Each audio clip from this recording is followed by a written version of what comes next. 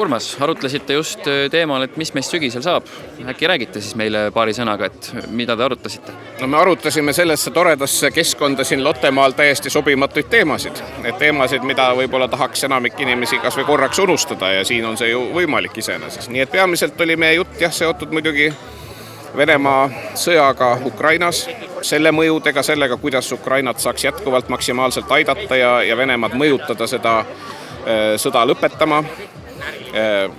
Need, mis praegu väga paljudele muret teevad, sealhulgas Eesti inimestele energiahinnad, kuidas ja mis sellega on võimalik ette võtta, üldse majanduskeskkond laiemalt ja kahjuks pole võimalik täna ka öelda, et lõpuni see õnnetu koroona on seljatatud, et ka see ikkagi jätkuvalt üritab pead tõsta. Nii et terve rida väga tõsiseid teemasid, mida kahjuks ei ole võimalik ka tänasel väga kaunil päeval ära unustada.